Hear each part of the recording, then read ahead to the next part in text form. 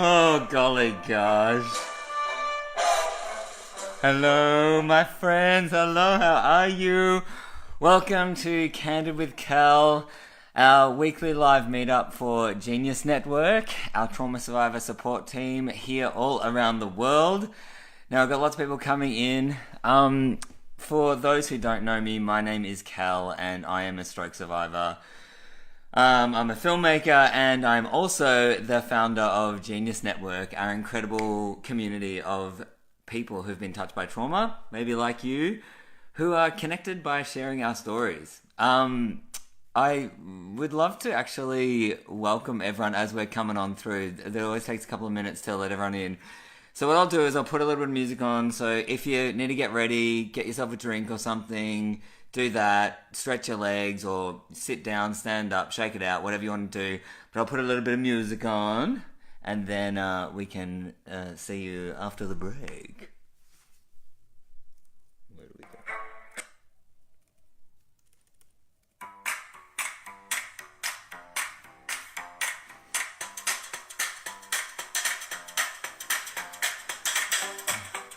Grab a tea. Sit yourself down. Uh-huh.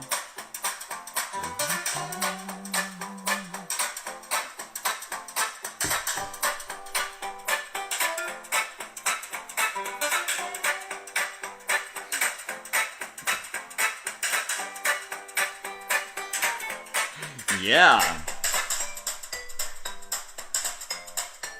Look at our community. Rolling on in. Alright. That's probably a little bit enough of me for the time being. Alright, so let me just put that up. Hello, it's good to see you. Yeah. Today I want to talk about something that's come up that was actually brought up by your teammate Lionel, who is one of our brothers from Dubai. Lionel, like me, is a stroke survivor, and he reached out to me recently, actually only yesterday, asking a really profound question. And I wanted to share that with you today because you know how you just want to sort of... We're candid, we're being live, we're being real, trying to break down the barriers of, I don't know, performance and filters of life. You know, I don't know, I'm sick of that stuff. If you're sick of it, please let me know below. Actually, let me know as you're coming on through. Say hello so that I know that you're there. Yeah, basically, Lionel reached out to me and said, I'd really love to hear from people. How do you cope with acceptance after stroke? Because I still can't accept mine. So this, other than the fact that this just completely has touched me because I'm a stroke survivor. I had my stroke 10 years ago, or almost 10 years ago, coming up. I guess I feel like, you know, I'm really grateful. I'm in a position now where we are talking and I'm with you, you're with me, and we can actually share our knowledge and our stories together to help a brother have a better quality of life right now. Because I don't know about you, but I certainly have had this sort of experience following my stroke. If you have had a bit of a snake, please, if there's a snake emoji, please, can someone put the snake emoji in the comments so I know if there's a snake one? Yesterday was World Emoji Day, so if you got on board our 3-step emoji challenge yesterday in honor of our World Emoji Day, thank you very much for doing that. But yeah, basically today I want to talk about coping. And after I finish talking about coping, I'm going to reveal our secret, special, amazing guest today. I don't know if you're excited, but I'm excited. Yeah, because going on to coping, basically, when I think about coping with acceptance, there's two, key things there. When I think about coping, I think about, what's what strategies and tactics I've used to achieve something. And when I think about acceptance, I feel like that's kind of, I don't know, I feel like it's it's like the end result. It's the thing that, it's the culmination of the coping. But then, of course, during the coping, or during the acceptance, there's still coping all along. Because really, as Brene Brown says, we are hardwired for struggle in this life. Therefore, we are destined to need to cope. So working out ways in which we cope is incredibly important. And so this week's email, which I sent out yesterday, is all about coping. And the topic talk video that features your brothers and sisters from all over the world, from the US, from the UK, from Canada, that's Joe, Beth and Saj, gave great insights about how they're coping with their, sometimes we call them deficits, the results of the injury that has affected us. And they offer some great strategies and really just insights into what their experience is like. And so Lionel has asked me to ask you guys, and I can see that Lionel's here, so guys, please, in the comments, if you've got anything that you want to add about how you cope, please let Lionel know. For me, I've broken down, I'm just going to look here because I've got, me in the memory, but I've got, the way I've sort of broken my recovery down to talk about coping is into the 3 sections, being the effects of my voice, the losing of my voice, the effects on my vision, the loss of vision, and the effects on my movement and mobility. So voice, vision, mobility, that's what I'm going to talk about. Although I've had many areas of my life affected since my stroke, I'm sure like you, there's a million things we can talk about, right? There's like a gamut of things. Tell me that I'm not wrong there.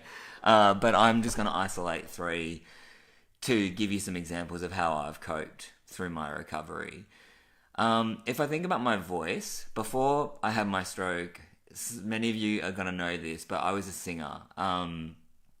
I was a trained singer professionally, and I just started my career. And so when I think of what my voice was like, I think of trying to make these beautiful sounds, like these rich sounds that were that really filled me up and made me feel good.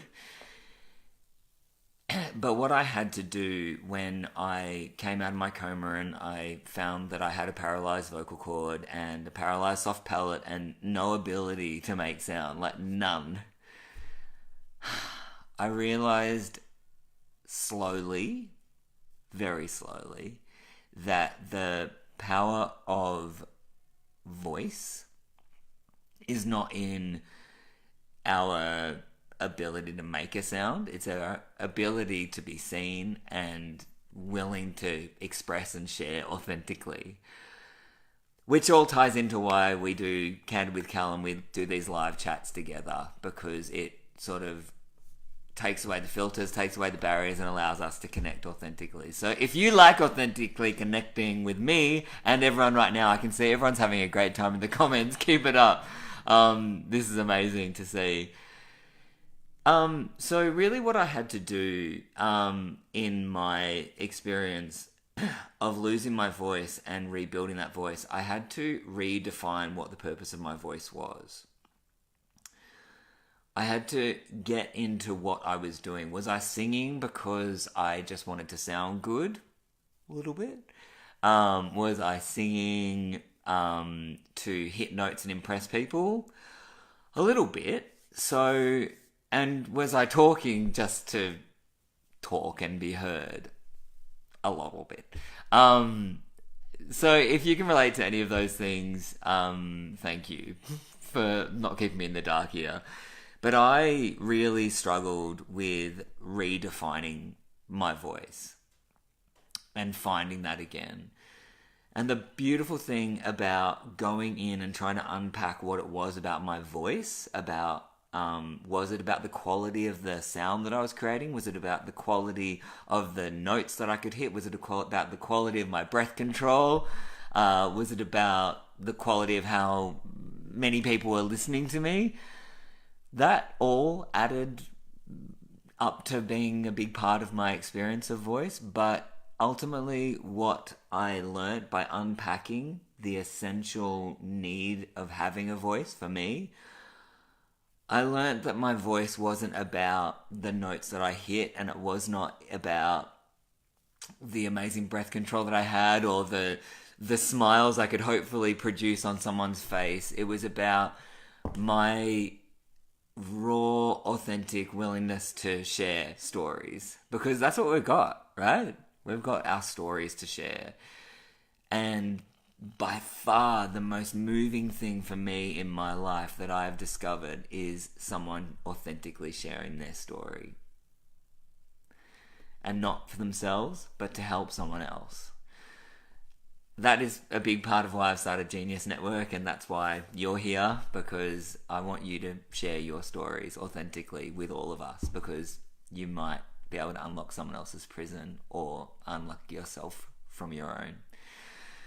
Moving on from my voice, I'm going to talk about my vision. So my vision was, after I came out of my the coma, the ICU, all that stuff, because I'd had a big brainstem bleed, my vision was affected, and I have a condition called diplopia, which at the time I couldn't communicate because I was nonverbal. That I had this very skewed vision. One of my eyes was twisted torsionally, and it was moved up.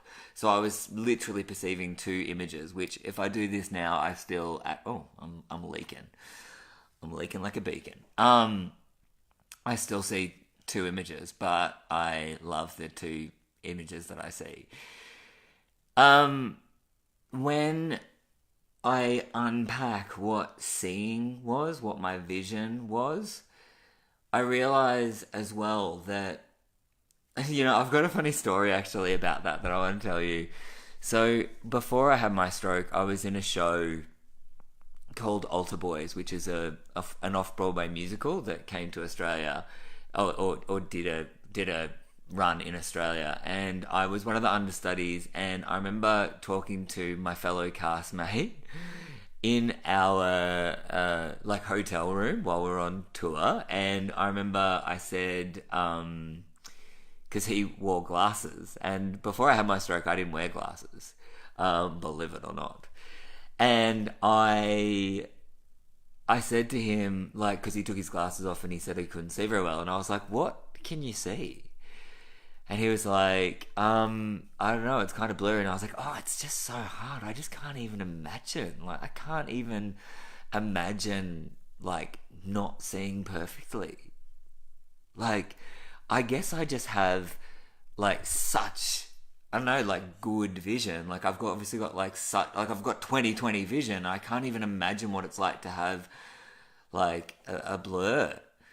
And I remember him looking at me, with this kind of, look of one eye's kind of doing the old are you serious right now, shut your trap.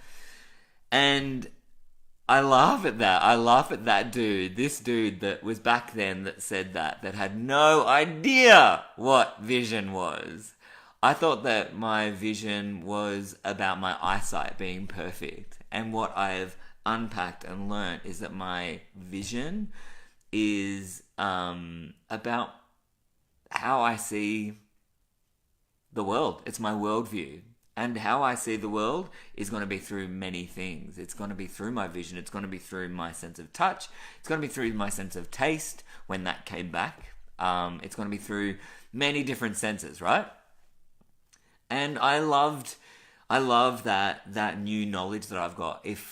Only because I've had a stroke, I've got that knowledge. And I know that lots of us think things like that. We feel it's a big hurdle to jump, but a lot of us feel grateful for those new lessons that we can bring into the rest of our lives. So if you are on that train with me, please let me know down below, or give us a bit of a thumbs up. I know that someone before did a big like explosion, which is always awesome because I'm like, someone's getting it. That's awesome. Yeah. So the very last thing is my movement, my mobility. So I have proprioception issues and I've vestibular dysfunction. I've got a central nystagmus, so I'm like off kilter all the time. If anyone else is off kilter all the time, please let me know below. I don't just mean emotionally, I mean also physically, sensory wise. I used to just want to be able to do like the best strut down the street, and I wanted to do, I wanted to walk into a room and feel present or feel seen. I also wanted to be able to do the best, jeté or head pop or, oh my god, or what's it called? Like a barrel turn. So like those funny turns that people do, or a big jump. I used to want to do those things, and that's how I measured the quality of my movement. Whereas now I measure the quality of my movement by how much I'm enjoying what I'm physically doing. Oh, someone just gave me a lot of likes. Thank you. Thank you so much. You're giving our whole community a lot of love. Thank you for doing that. So yeah, I've basically, what I've realized over time, again, over almost 10 years, Lionel, everyone, and if you are out there and if you're sitting there and you're watching and you're going, yeah, but I'm in that same place, I don't know how to feel grateful for my experience right now, I'm really stuck. All I can say is that the 3 P's are so important. The 3 P's: patience, positivity, and persistence. Let me know down below if you've got the 3 P's in your DNA, because I certainly, the 3 P's mean everything to me, and I've learnt that over a long time. Being patient, being positive, and being persistent has been so incredibly important every step of the way, and it still is so important, even now, almost 10 years later, when I'm struggling with something, whether that be just getting up or swallowing a tea. That was a good segue. Being able to do anything, like to see my friends or not be able to sort of handle it that night, I always being patient with myself, always being positive. I've been positive ever since I started, ever since my rebirth the first time, as soon as I got back and I became Cal again. I've so fortunately had so much positivity around me, and that positivity has helped feed me, and I have then fed it, and it has been this amazing cycle of positivity that just spurs on. And then being persistent, being consistent and persistent. Some of you are going to know this. It's in our topic talk with Tommy, Tommy Quick, our amazing brother, teammate, who talks about motivation in his topic talk. Just look on our website, www.genyusnetwork.com. Go to the topic talk section and find the topic talk on motivation to see what Tommy has to say about this and what we share about the 3 Ps. Because, oh gosh, it's been so important to have those 3 Ps through all of my coping strategies. And all of that has culminated in reaching a point of acceptance of where I'm at. Because what I've learnt over time and time and time again is that I have to let go of looking at that guy that did that guy back there who has done all that stuff. And I have to let go of that guy I want to be, that dude that's going to be in Chicago, that's going to go to the Tonys or get a Tony Award. Some people dream. I'm going to do all these things, like, win an Oscar, all the crazy stuff. Let go of that guy, the guy that's going to get thunderous applause, and focus on this guy right now, who inch by inch, patiently, positively, and persistently is moving through life. Right now is what matters, because right now for you is what matters, right? I feel like I've just been on a bit of a soapbox, but it feels good to talk about the 3 Ps with you, because I know that you get it. So many of us always talk about the 3 Ps in recovery. I'm so passionate about you being the rock star of your own recovery, and that is why I want you to share your stories, because as I said in the beginning, your story can unlock someone else's prison. Just like you, Lionel, whenever you're listening to this, we're all here, we are all with you, we get it so much.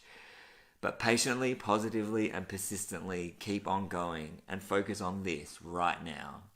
This is about who you are right now. Everything is as it is, and everything is as it should be.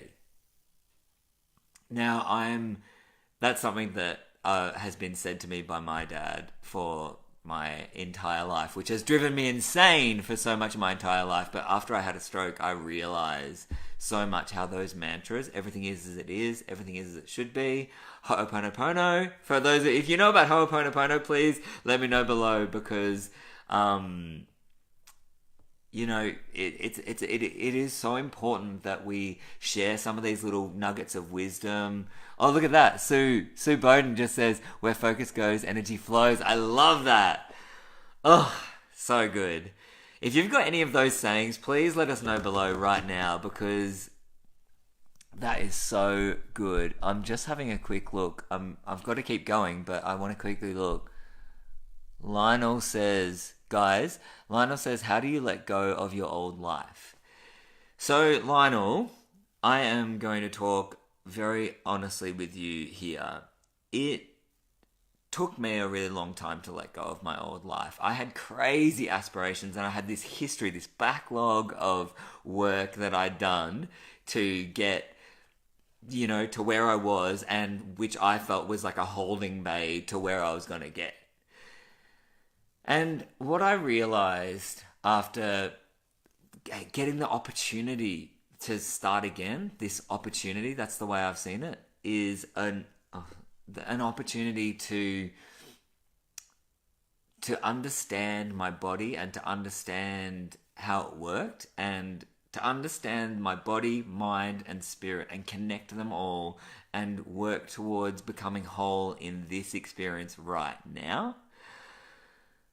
My focus has been so much on letting go. And I know we've talked about this before. You guys, we've all talked about letting go and how important it is to do that about the things that we struggle with. And I think it's actually about the things that we're even aspiring for.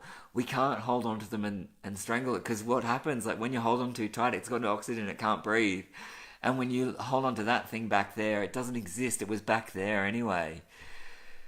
So, Lionel, the steps I took to let go were very active. They were very much following those mantras, but always taking steps towards what I could do. Just here. Not thinking too far ahead, but thinking just here. And it helped me so much. It has helped me so much, because every step of the way, I'm just focusing here and then going here and here and here. This is about incrementally improving and incrementally moving forward, not about getting way over there. I remember at the start, after I had my stroke, I thought, like, I only knew what a cold was. Really, in my life experience up until that point. I'd had a few things happen health-wise, but I basically knew what a cold was. So I was like, when's this going to be over? When am I going to speak again? When am I going to be able to talk again? When am I going to get this tube out of my stomach and I'm going to be able to swallow again? When am I going to be able to walk without feeling completely dizzy and spinning around? And I tell you what, when I actually mindfully got into meditation and being with myself and focusing on my breath and where I was right now, I started to let go of those expectations and really focus on what I could do, because what I could do is right now. It's not about giving up on that aspiration, but it is about just not strangling it and not being resentful that it's not happening, and not even being resentful of that guy that was. I talk so much about that guy that I was, and I think he's funny because he just hadn't had the life experience that this guy's had in this body. I don't know if that's weird, me talking about myself in the third person, but it makes sense to me. If it feels weird for you, please let me know below, because anyway, I'm seriously, guys, I'm so sorry. I've got to keep on track because our special guest is arriving very soon. The other things that I want to quickly just say is that, I'm just seeing Lionel, you just said, oh my god, yeah, what was that to? I would love to know. Sue saying focus on the moment. Yes, focus on the moment. Kim says the stroke happened overnight, but recovery is a journey where you can learn the new you and hopefully love. And hopefully you love the new you because I sure do. Oh, yes, Kim, that is just so beautiful. Thank you for sharing that little story with us because that is a story in and of itself. And guys, when we share these little stories, these little nuggets of gold that you've got lying within you, as you can see in the comments right now, it's already helping all of us not only learn about how to go forward, but to realize that we are not alone and you are not alone in this experience. The things that I wanted to say as well about coping and the topic talk that we had before. Ryan, I see you. The topic talk that we had this week is all about coping, and when you look at that topic talk, as I said, it's on the website www.genyusnetwork.com, genius with a Y. You'll see lots and lots of strategies that people use because in the comment section of that topic talk, it's in our Facebook group. I'll type it in below. In the comment section of that, right, it's unbelievable. We have comments about exercise, one-handed activity tips, meditation, mindfulness, setting active goals, giving forward. And that is coming from all over the US, Canada, the UK, India, Australia massively. Some of the tips from you guys, from Taylor, from Jamie, from Sarah, from Annabella, Kate Ryan, Erin, Ryan. Oh, Kate, Ryan, and Ryan. That's a bit confusing, but anyway. Chisa, Kendall, Ruben, Sarah, and Cynthia. All your tips in those comments are such gold. So guys, if you haven't yet looked at the comment section of that, please do and add a comment. Add your tips on how you cope and how you manage and what strategies you use. Okay, anyway, that's kind of enough from me. In essence, what I want to leave you with is that the most important thing for me in my recovery was getting into what the thing was that I was grieving. It was unpacking it and then redefining it. You know, I really truly learnt and truly believe that you have to redefine it to realign it. Redefine, realign. That is like a mantra. Obviously, as you can tell, mantras to me are really important. But every single time I've gone into something and I've unpacked it, it helps me readjust the sails, and I can deal with the wind then. The wind can blow as you know, the wind can go as fast and crazy as you want, right? But as long as I'm on my path and I know where I'm going and how I perceive that thing, oh my gosh, I can't be steered off my path. Now, guys, moving on to another path, I now want to welcome you for y'all that have... Oh gosh, we're really full. It's so good that you're here, guys. Thank you so much. If you've been coming on through, please, again, let us know that you're here. Now, moving on, I want to welcome our first official guest into the chat, into Candid with Cal today.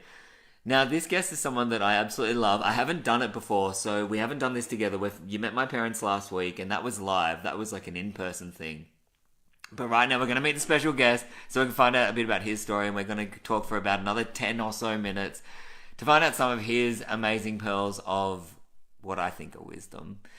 I've already revealed that it's a he. All right, guys, I'm going to try and... Sorry. My legs are falling asleep. So to welcome our guest today, well, let me just do this. I've got to do this, and I've got to... How do I...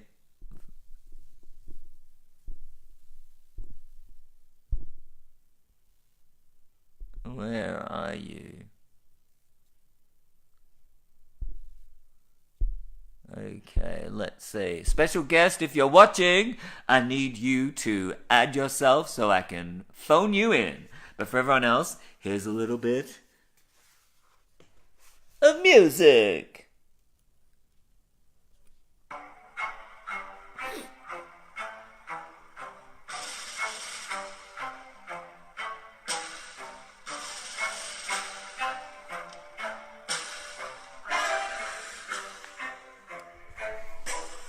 Who's it gonna be?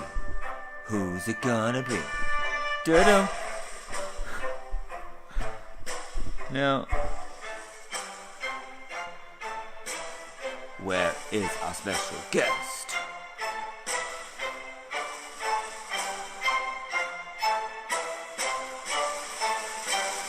Okay.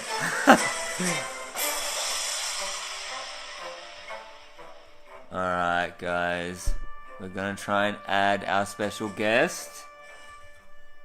Where is he? Oh, is it happening? Where are you, my friend? Talk about patience, that is so good. Oh, Kim, thank you so much.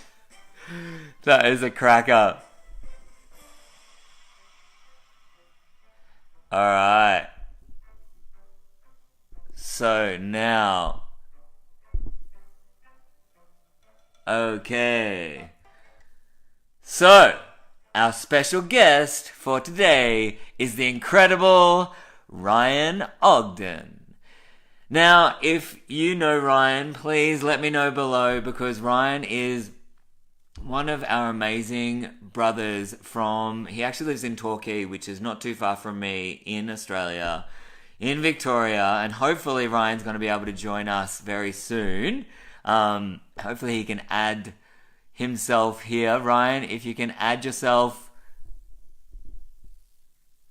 here, that'd be awesome. I don't know how to do this, but I guess the thing that I want to say as we're waiting for Ryan to come on... Oh, Tisa, I knew it! You knew it was Ryan. One of the things I want to say about Ryan, whilst he's trying to get ready for this, is that some of you guys are going to know this, right? You're going to know that I have had an eye patch because I have double vision. And one of the awesome things about our brother, Ryan, is that he has the same vision. Remembering what I talked about before, about unpacking what vision is? He shares it. This is about all of us sharing our stories. And here he is! Hello, Ryan! Hey mate, how are you? Hang on, I can't hear you. Hang on a sec. Friend, can you talk? Can you hear me now? Yeah. Can you... Hey, you got me? Yep. Yeah, rock on. How are you, my friend? I'm pretty good, mate. How are you going? Oh, I'm good. We've got lots of people watching us. Thanks so much for joining. It's good to see You've you. gone really quiet. Sorry? You've gone really quiet. Oh, I've gone quiet. Yeah. Let's see if I can... I don't know how to turn it up. Okay. Hang on, I'll do this to get you a bit... Have you got your volume up, my friend? Yeah. Yep. Oh, that's weird. If anyone knows how to technically do this, give us a holler, because it's a little bit hard. But right, I'm just going to start. I would love you to just share a bit about who you are and what brings you to Genyus. Just a little bit about who you are. I know you've just finished work, you said. Yeah. Sorry, I wasn't listening into the start of the Candid conversation. So let me know if I'm going off track. But my story in a nutshell is I was fit and active as a 31-year-old, racing mountain bikes and surfing a lot, and I had 2 strokes, deathbed kind of stuff, much like yourself. And Now, sorry, Ryan, can you hang on 1 second? yeah, Sorry, dude. I'm just getting a bit of feedback from the crew that for some reason you're a bit quiet. quiet We Sue? can't hear, and I can't hear you either. Have you got headphones? Nah. No headphones? No, no headphones. We can deal with it. What I'm gonna talk about. I just want to talk really quickly, but I'm gonna have to get you to come back in as well because I think your story's so awesome. So maybe you can do a bit of sign with me whilst I sort of talk for you because I think can everyone hear me right now? I'll see if we get feedback on this. Oh, we've lost Ryan. Well, the amazing thing about Ryan is that Ryan's actually had 3 strokes, and his experience, started when he was 31. And I guess what uniquely connected Ryan and I in some ways was that we both had strokes in a similar area of our brain, being our brain stem. And Ryan, I'm going to let him tell his story, but he has overcome what seemed like insurmountable obstacles and has also had 2 children since his stroke. Gotten married, had 2 children, and leads an incredible life. Other than being a one-handed barista superstar, he's also a therapist, a physiotherapist. So he's brought his knowledge as a clinician into his recovery, and I know that you may have done that as well. And if you have, please let me know, let all of us know, because I think that is, I think it's really important to bring those tools that we have before our traumas into our existence, our new life, and repurpose them, you know? It's about redefining it and realigning it. Well, I didn't realize. How cool. So, guys, because Ryan can't come in, obviously, we're going to have to figure out the technology and make sure this works for next time. But everyone, please say thanks to Ryan for coming in. I can't wait to for us all to chat again properly with him and hear more of his story and meet his kids because I tell you what, they are cute. Um, but like what happened a very long time ago with our dear friend, your teammate Emma G, MG, she's in our crew. When we had our first patch party, we all put on my old eye patches. I know I've shown you them before. I've got lots of eye patches. I've got this one. That was the dress up one. That was a funny one. But this was sorry. This was like the one that I wore all the time. We all wore eye patches to sort of celebrate the fact that we all have one vision of truly connecting by sharing our stories and empowering one another to live our truth. You know, what we're doing together is disrupting isolation. We are doing this together because you need to know that you're not alone. None of us are alone. And next time when Ryan comes on, I'm going to get him to share more of his story with you because I can guarantee that you will share in our vision, our collective vision together about the positive outcomes that can happen when you focus on them and keep moving forward inch by inch, no matter how dramatic the trauma might seem. But I hope that today's been a good time together. I'm just getting some feedback in the comments. Thank you. Oh, Jennifer, Chisa, Emily, oh, Clive, Tom, Sue, Kim, Kelly, Adam. Oh my God, it's just the list is going to go on. Thank you so much for sticking with us. It's been a bit higgledy-piggledy with higgledy-piggledy. I don't even know. You know what it is. You know those funny sayings. It's been really good to have you on board today. Thank you so much for joining us in disrupting isolation together. Because when we get to hear your story and when you're ready, please share it with us because you can unlock someone else's prison. Thank you. I'm a genius. You're a genius. I'll see you next week. Let's get cracking.